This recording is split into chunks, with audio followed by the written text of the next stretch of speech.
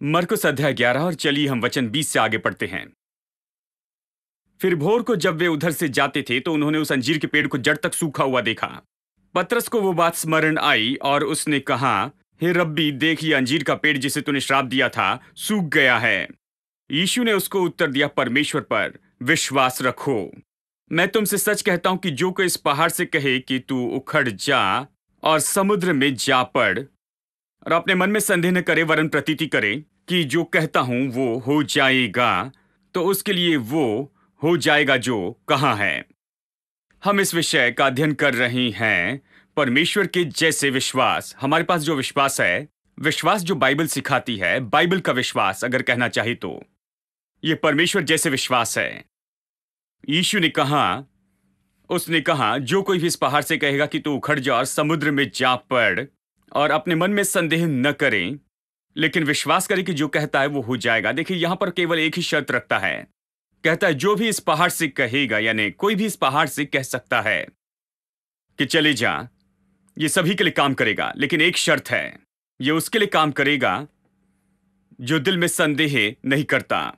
इसलिए मैं इसमें ज्यादा समय बिताना चाहता हूं, क्योंकि यही तो असली समस्या है। विश्वास में अविश्वास समस्या है, विश्वास में संदेह समस्या है, और केवल यही शर्त यहां पर बताई गई है। इसलिए मैं सोचता हूं हमें इसकी ओर ध्यान देना जरूरी है। हमने अविश्वास के बारे में भी चर्चा की और यह भी बताया कि कैसे अविश्वास को पहचान सकते हैं, कैसे उसे ढूंढे और उससे पीछा छुड़ा ले। चर्चा की संदेह है, और पिछले हफ्ते हमने इसमें और ज्यादा देखा है। इस हफ्ते और आगे बताना चाहता हूं। इस हफ्ते इसके बारे में और बताऊंगा कि कैसे संदेह न करें लेकिन विश्वास में रहें, कैसे संदेह न करें और विश्वास में बने रहें। विश्वास में बने रहने के लिए क्यों कहते हैं? क्या कुछ निश्चित समय तक विश्वास में बने रहना है? देखिए, पहाड़ से ये कहने के बाद में कि तू उखड़ जा, कि वो सच में चले जाए, कि आपकी आंखें देख सके, कुछ समय लगता है। यीशु ने अंजीर के पेड़ से कहा और तुरंत कुछ नहीं हुआ। बाहरी रूप से कुछ भी नहीं हुआ। चलिए मैं सही शब्दों में कहूं, कुछ भी नहीं हुआ। बाहरी रूप से तुरंत कुछ नहीं हुआ। जिस पल उसने कहा तो उस पेड़ के अंदर कुछ हुआ, अदृश्य संसार में कुछ हुआ, जड़ों में वहां पर कुछ हुआ। वो जड़ से सूखने लग गया। वहां तो जड़ में कुछ हुआ, लेकिन आप जड़ को नहीं देख सकते। वो जमीन के नीचे है, वो अदृश्य संसार में है। और जिस समय तक वो पत्ते मुरझा गए और जब वो पत्ते सूख गए, जब तक ये देख सके कि ये सूख गया है, 24 घंटे बीत गए थे। लेकिन जिस पल यीशु ने कहा उस समय कुछ हुआ। यही तो बात है। देखिए, समय का अंतर है उसके बीच में, जिस समय उसने कहा और उस पल में जब ये सारी चीजें आंखों के सामने दिखने लगी, जहां हम देख सके। इस केस में यहां पर 24 घंटे लगे। तो यीशु ने कहा केवल इस पेड़ से ही नहीं, लेकिन तुम पहाड़ से कहो तो भी यही होगा, और बिल्कुल इसी तरह से होगा। तुम कहो, जो वचन है वो उस पहाड़ के जड़ तक जाएंगे, या पहाड़ों जैसी समस्या तक। वो बिल्कुल उसके नीचे तक चले जाएंगे और काम करेंगे। और अक्सर आप नहीं देखेंगे कि वचन काम कर रहा है। यही समस्या है। देखिए, आप नहीं देखेंगे कि वचन वहां पर कुछ कर रहा है, क्योंकि इन आंखों से नहीं देख सकते, लेकिन काम करता है। इसलिए वचन पर विश्वास करना है। जो देखते हैं उसी पर नहीं। ये आंखों के देखने के लिए उपलब्ध नहीं है, लेकिन ये बाद में उपलब्ध होगे। जिस पल आप वचन कहते हैं तो वचन तो बहुत ही सामर्थी है, आत्मिक सामर्थ है, माध्यम है। वचन तो आत्मिक सामर्थ को लिए चलते हैं। अदृश्य संसार में अदृश्य तरीके से ये पहले काम करने लगते हैं। उस समस्या की जड़ तक जाता है और उस पर काम करने लग जाता है, जब तक कि वो आपके ज्ञानेंद्रियों पर या आपकी आंखों पर प्रकट हो जाए। इसके लिए कुछ समय लगता है। अब इस समय के बीच में जब आपने पहाड़ से कहा है, और उस समय के बीच में जबकि आप वहां पर जवाब पाए, यहां समय लगता है। आपने कहा, लेकिन तुरंत ही बाहर से कोई परिणाम नहीं देखते हैं, केवल इसे बाद में ही देखते हैं। जैसे चेलों ने देखा कि जिस पेड़ को यीशु ने श्राप दिया वो सूख गया है। उन्होंने 24 घंटे बाद देखा, जब उसने कहा वो वहां पर थे। उन्होंने विश्वास नहीं किया कि यह होगा, क्योंकि तुरंत कोई बदलाव नहीं दिखा। लेकिन 24 घंटों के बाद में उन्होंने देखा कि पेड़ को कुछ हो गया, शायद पत्ते मुरझा गए होंगे, गिरे होंगे, पेड़ को सूखा हुआ देखा होगा। तो उन्होंने कहा ये जड़ से सूख गया, तो ये कह सकते थे वो कह सकते थे कि इस पेड़ की जड़ के साथ में यहां पर कुछ न कुछ हुआ है, ठीक है। यानी वचन में ये स्वभाव है, वो समस्या के बिल्कुल जड़ तक चली जाता है और जड़ पर वो काम करता है और उससे पीछा छुड़ाता है। बाहरी रूप में दिखने के लिए कुछ समय लगता है। यदि आप ऐसे व्यक्ति हैं जो पत्तों को देखते हैं कि ये जाने कि आपके विश्वास ने काम किया या नहीं, तो आप इस विश्वास के जीवन में कभी कुछ नहीं कर पाएंगे। विश्वास के जीवन में काम करने के लिए आपको पत्तों को देखने वाला व्यक्ति नहीं होना है, आपको वचन को देखने वाला होना है। आपको विश्वास का व्यक्ति होना है, विश्वास करना है कि जो कुछ भी कहा है वो होगा। और इसलिए कहता है, अपने मन में संदेह न करे, लेकिन विश्वास करे कि जो कुछ भी वो कहता है वो पूरा होगा। पत्तों को नहीं देखना है, लेकिन विश्वास करना है कि जो कुछ भी कहता हूं वो पूरा होगा। सबूतों को नहीं देखना है, लेकिन विश्वास करना है कि जो कुछ भी कहता हूं पूरा होगा। देखिए, जिस समय आपने कहा है उससे लेकर परिणाम देखने के समय के बीच आपको विश्वास करना है कि ये पूरा होगा। आज मैं इसी के बारे में बताना चाहता हूं, क्योंकि यहीं पर तो संदेह आता है इस समय के बीच में, और यहीं पर दबाव आता है, और यहीं पर आप कुछ नहीं देखते हैं और इसीलिए आप सोचने लगते हैं शायद इसने काम नहीं किया। क्योंकि हम ज्ञानेंद्रियों की बातों पर इतने आधारित है, ज्ञानेंद्रियों के ज्ञान पर। तो जब हम नहीं देखते तो सोचते हैं कि ये नहीं हो रहा है। जब हम इसे होते हुए नहीं देखते तो कहते हैं शायद वचन काम नहीं कर रहा है, परमेश्वर काम नहीं कर रहा है। लेकिन परमेश्वर काम कर रहा है। बाइबल ऐसी कहानियों से भरी हुई, जब लगता है कि कुछ काम नहीं हो रहा है, प्रभु काम करता है। यूसुफ को गड्ढे में फेंका गया, जेल में फेंका गया, बहुत सी समस्याओं में से होकर गया। परमेश्वर पीछे में काम कर रहा था, सारी चीजों का प्रबंध कर रहा था कि सच में उसे पूरे देश का प्रधानमंत्री बना दे, ठीक है।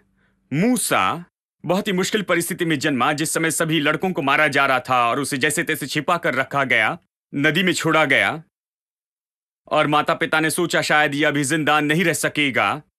लेकिन प्रभु पीछे काम कर रहा था। जब उसे फिरौन के घर में ले जाया गया, उसकी परवरिश हुई फिरौन के नाती के रूप में। परमेश्वर पीछे काम कर रहा था। आप सोच रहे होंगे कि परमेश्वर कहां है, परमेश्वर क्या कर रहा है, वो ये सब कुछ क्यों नहीं देख रहा है, वो कुछ क्यों नहीं करता।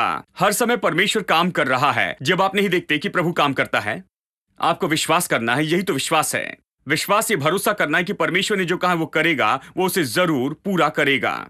और इस बात को जानना होगा कि हम इसे अक्सर अपनी आंखों से नहीं देखते हैं।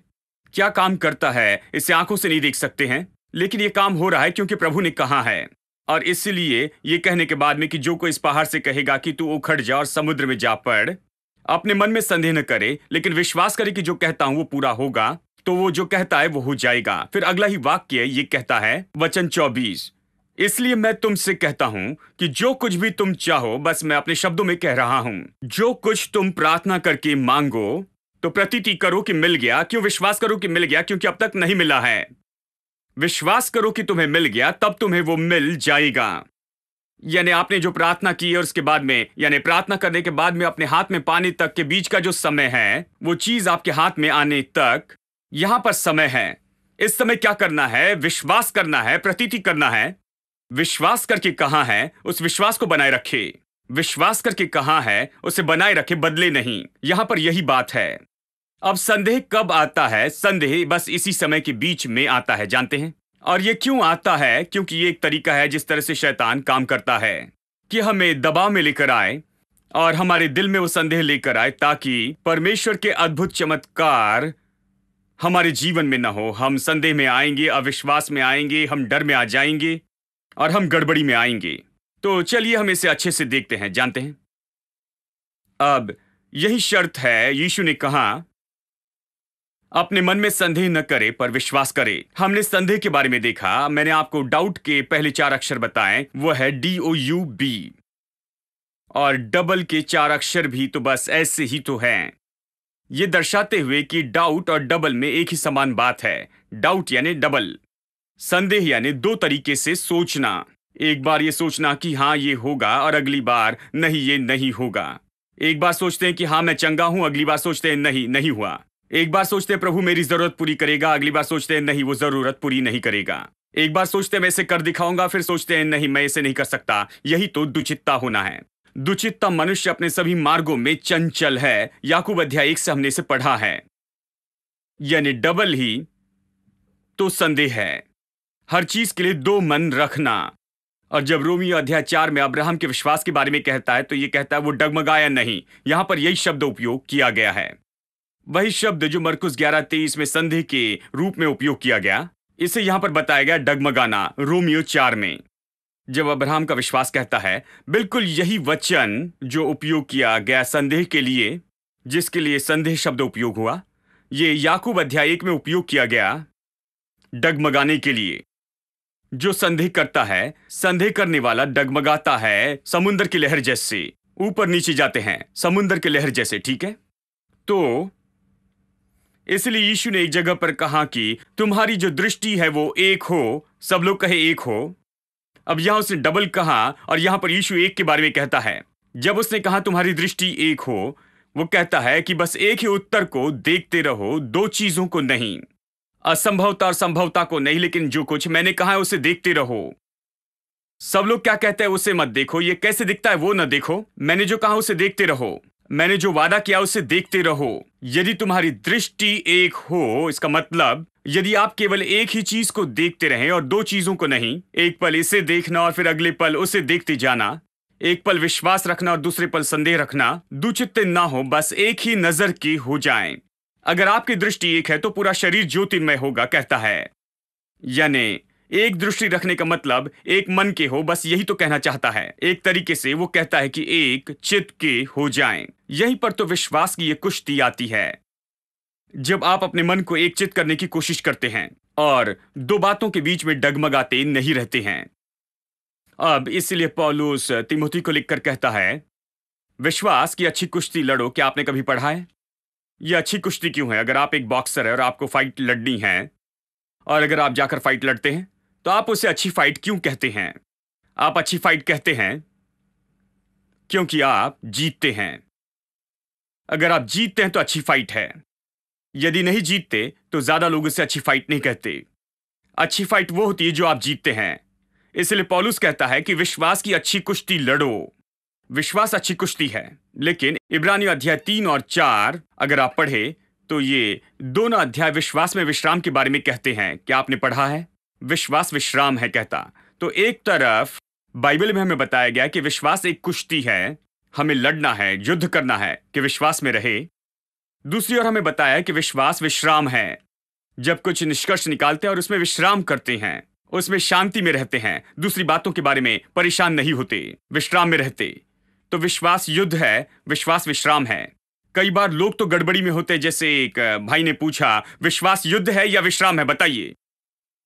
इसे विश्राम या युद्ध होना चाहिए। बाइबल इसे एक बार विश्राम कहती है तो दूसरी जगह पर युद्ध कहती। मैंने कहा ये दोनों है। बाइबल कहती है कि ये विश्राम है और युद्ध है, ये दोनों भी है। क्योंकि इब्रानियों अध्याय 4 वचन 11 कहता है, तो आओ हम परिश्रम करें कि उस विश्राम में प्रवेश करें। प्रभु चाहता है कि आप उस विश्राम में प्रवेश करें। प्रभु चाहता है कि आप विश्वास का वो युद्ध लड़े, सारे संदेह से लड़े, अविश्वास से लड़े, उन सारी बातों से लड़े जो बीच में आते हैं और आपको प्रभु की बातों पर विश्वास करने नहीं लगाती। आपके विरुद्ध में आने वाली हर एक विपरीत परिस्थितियों से लड़ते चली जाएं, जो आपके ध्यान को भटकाने की कोशिश करती है आपकी समस्या के जवाब से। उनसे लड़ते जाएं, उस युद्ध में से जाए और उस पार निकल आए और विश्राम में प्रवेश करे। तो विश्राम में आने के लिए आपको युद्ध करना होगा और उस विश्राम में बने रहने के लिए भी। लक्ष्य तो विश्राम है। कई बार आपको उस विश्राम में आने के लिए लड़ना पड़ता है, क्योंकि हजारों लोग हजारों बातें कहते जाते हैं और बहुत कुछ होता है। बहुत सी बातें हमारी ओर से नहीं होती, सब कुछ अच्छा नहीं दिखता है। आपका विश्वास भरोसा करता है कि ये होगा, लेकिन सब कुछ अच्छा नहीं दिखता। लेकिन आपको इससे लड़ना होगा। विश्वास तो लड़ना ही है, लेकिन एक बार लड़ने के बाद आप विश्राम में प्रवेश करते और उसी में बने रहते। इसलिए दोनों सच है। अब आपकी सारी परिस्थितियां आपको इस परेशानी, डर और गड़बड़ी में खींचना चाहती है, इसलिए आपको लड़ना है। डगमगाने वाला व्यक्ति तो ऐसा व्यक्ति है जो नीचे खींचा जाता है। अलग अलग परिस्थिति जुट खड़ी होती है और परेशान करती हैं, और वो उत्तर देखने की कोशिश करता है, लेकिन समस्या को देखता है। लेकिन बात यह है कि सबकी ऐसे करने की परीक्षा होती है। ऐसा करने की आपकी परीक्षा होती है, इसका मतलब ये नहीं कि आप उस परीक्षा में गिरते हैं। यहां तक कि यीशु की परीक्षा हुई। बाइबल कहती है कि हर एक बात में उसकी परीक्षा हुई, लेकिन फिर भी उसने पाप नहीं किया। क्या आपने इसे पढ़ा है? अध्याय 4 इब्रानी की किताब के अंतिम कुछ वचनों में हमने पढ़ा है, हमारे जैसी हर एक बात में उसकी हर एक बात में परीक्षा हुई। निश्चय हर तरह से उसे परखा गया। हर तरह से, हर बात में हमारे जैसे उसे परखा गया, फिर भी पाप नहीं किया। उसने पाप नहीं किया। वो उस पाप में नहीं गिरा, वो वहां पर परीक्षा में नीचे नहीं गिरा। हर तरह से उसकी परीक्षा हुई लेकिन उसे समर्पण नहीं किया। अब उसने ये मनुष्य के रूप में किया। शायद कुछ कहेंगे भाई वो परमेश्वर है तो वो ये कर सकता है, उसके पास कुछ खास होगा। नहीं नहीं, लेकिन उसने इसे मनुष्य के रूप में किया, मांस लहू और हड्डी, बिल्कुल हमारी जैसे। एक मां से जन्मा इस संसार में जब वो जन्मा तो उसने अपने ईश्वरत्व को बाजू किया और वो मनुष्य के रूप में आया और मनुष्य के रूप में जन्मा और मनुष्य के रूप में वो जिया। देखिए, और उसने ये सारे काम किए मनुष्य के रूप में, पूरी तरह से मनुष्य के रूप में ये किए। और इसलिए ये हमारे लिए आदर्श है। ये हमें बताने की कोशिश कर रहा है आप इसे कर सकते हैं। यहां पर इस मनुष्य ने किया और आप भी इसे कीजिए और आप भी इसे कर सकते हैं। हाँ, अब संदेह ऐसी चीज है जहां सबकी संदेह के लिए परीक्षा होती है। हम विश्वास करते हैं, अपने पहाड़ से कहते हैं, लेकिन फिर यह बहुत ही मुश्किल हो जाता है क्योंकि कुछ समय के लिए हम कोई परिणाम नहीं देखते। लेकिन हमारे शब्द काम करने लगते हैं, उस समस्या की जड़ तक जाते हैं, जड़ पर काम करते हैं। लेकिन इसलिए क्योंकि हम केवल ज्ञानेंद्रिय की समझ से चलते हैं और इन बातों को नहीं देखते, तो हमेशा अपने संदेह के शिकार हो जाते हैं। हमारी परीक्षा होती, केवल परीक्षा ही नहीं होती, लेकिन कई बार हम उस परीक्षा में नीचे गिर जाते हैं कि अपने संदेह कहें। जो बात प्रकट करती है कि आप में संदेह या विश्वास है, ये तो आपके शब्द हैं। कैसे बताएंगे विश्वास या संदेह में हैं? कैसे बताएंगे कि आप विश्वास में काम कर रहे हैं या फिर संदेह में? आपके शब्द इसे दिखाते हैं। अब इसे देखिए, इसे मत्ती अध्याय 12 में परिचित वचन है, लेकिन फिर से इसे देखते हैं। जब यीशु ने यहां पर कहा मरकुस अध्याय 11 वचन 22 में, जो कोई भी इस पहाड़ से कहेगा कि तू उखड़ जा और समुद्र में जा पड़ और संदेह न करे पर प्रतीति करे कि जो कुछ भी वो कहता है वो पूरा होगा। जानते क्या मतलब है? इसका मतलब है यदि विश्वास करके इसे कहा है तो इसे न बदलें। बीच में ही यदि विश्वास करके कहा, ये कहा है कि पहाड़ हट जाएगा और कहा है तो सही काम किया है, लेकिन बाद में इसे न बदलें। अब ये बुरा दिखता है इसलिए न बदलें। परिस्थिति अभी सही नहीं दिखती इसलिए अभी इसे न बदलें, इसे बाद में न बदलें। इसे कहने का ये सरल तरीका है। अगर सच में आप इसे लिख लें तो ये आपकी मदद करेगा। जो कोई इस पहाड़ से कहेगा कि तू उखड़ जा और समुद्र में जा पड़, और फिर वो बदल कर और बाद में कुछ और विश्वास करके कुछ और न कहे, तो वो जो कुछ कहता है उसे मिल जाएगा। देखिए, इसे हम अच्छे से समझ सकते हैं। दिल में संदेह न करे पर विश्वास करे, मतलब जो कोई भी उसे नहीं बदलता जो विश्वास से कहा है, बीच में ही परिस्थितियों के कारण, लेकिन विश्वास करते रहे। जो कुछ विश्वास के साथ उसने कहा उस पर विश्वास करते रहे, तो उसने जो कुछ कहा उससे मिलेगा। अब आप सुनिए, क्योंकि यहां ये शब्द कुंजी हैं, आप इसे देख सकते हैं। देखिए, मैंने आपको अविश्वास के बारे में बताया कि अविश्वास को कैसे पहचान सकते हैं। हमने इसके बारे में देखा है। आप जान सकते हैं कि अविश्वास है या फिर विश्वास है। इसी तरह से जब संदेह की बात आती है, चलिए इसे देखें। मत्ती अध्याय 12, चलिए वचन 33 से पढ़ते हैं। यदि पेड़ को अच्छा कहो तो उसके फल को अच्छा कहो, या पेड़ को निकम्मा कहो तो उसके फल को निकम्मा कहो, क्योंकि पेड़ अपने फल ही से पहचाना जाता है। ध्यान दे, कहता है उसके फल से। यहां ये पेड़ के बारे में नहीं कह रहा है। विषय यहां पर पेड़ का नहीं है, यहां विषय तो लोग हैं। मनुष्य के बारे में कह रहा है, लेकिन भाषा का उपयोग करता है, मनुष्य की पेड़ से तुलना करता है, फल लाता है। अच्छे पेड़ को कैसे जानते हैं? वो जो अच्छा फल लाता है उससे ही। बुरे पेड़ को कैसे जानते हैं? बुरा फल जो लाता है उससे। पेड़ तो अपने फलों से ही जाना जाता है। अगर आप सेब के पेड़ को ले और हर तरह के साइन बोर्ड लगाए कि ये सेब का पेड़ है, anointed apostolic prophetic reverend doctor Apple tree, जानते हैं? हाँ, मोस्ट रेवरेंड सेब का पेड़। आप उसे जो भी सेब का पेड़ कहे, हर तरह के बोर्ड उसके आसपास लगा दे, ये पवित्र सेब का पेड़ है।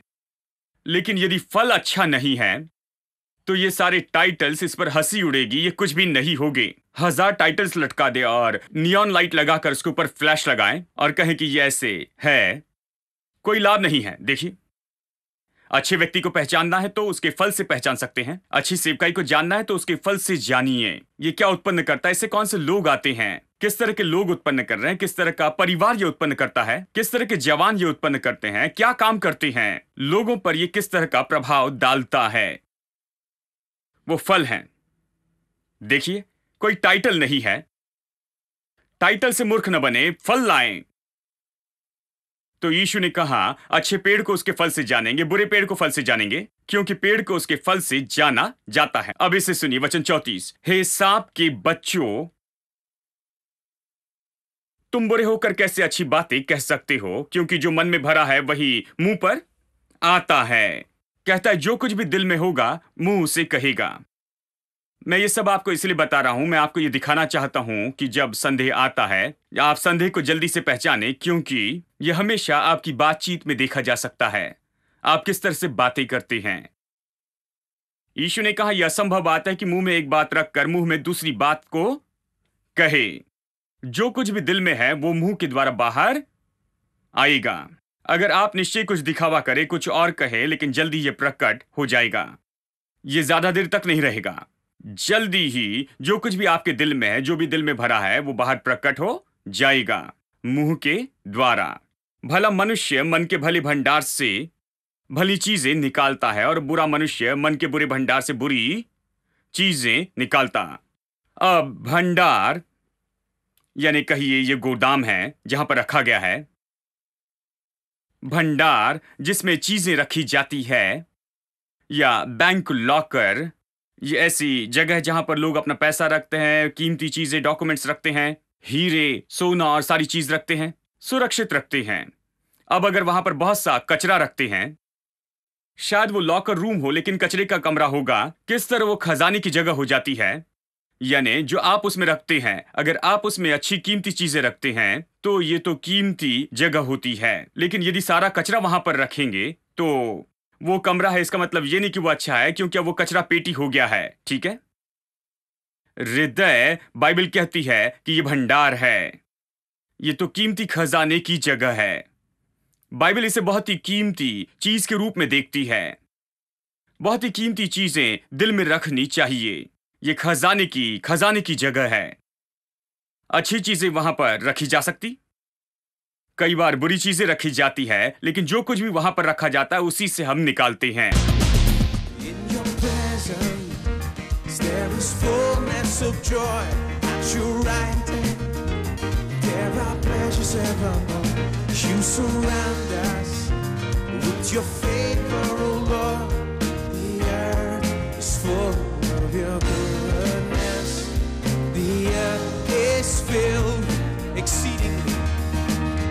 Exceedingly, abundantly, far above all we could ever ask or think.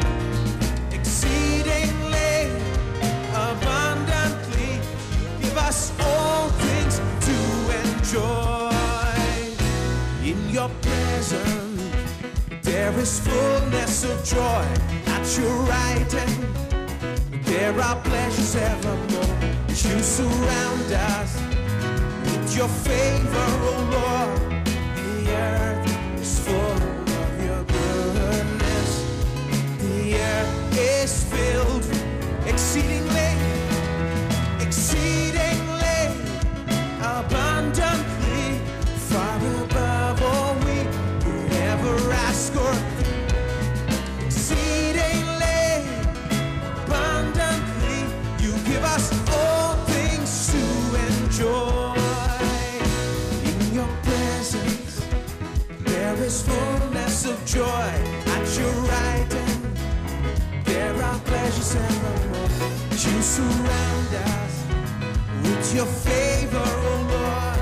The earth is full of your goodness. The earth is filled exceedingly, exceedingly, abundantly, far above all we could ever ask or think. Exceedingly, abundantly, you give us all things to enjoy. In your presence there is fullness of joy. At your right hand there are pleasures evermore. You surround us your favor, oh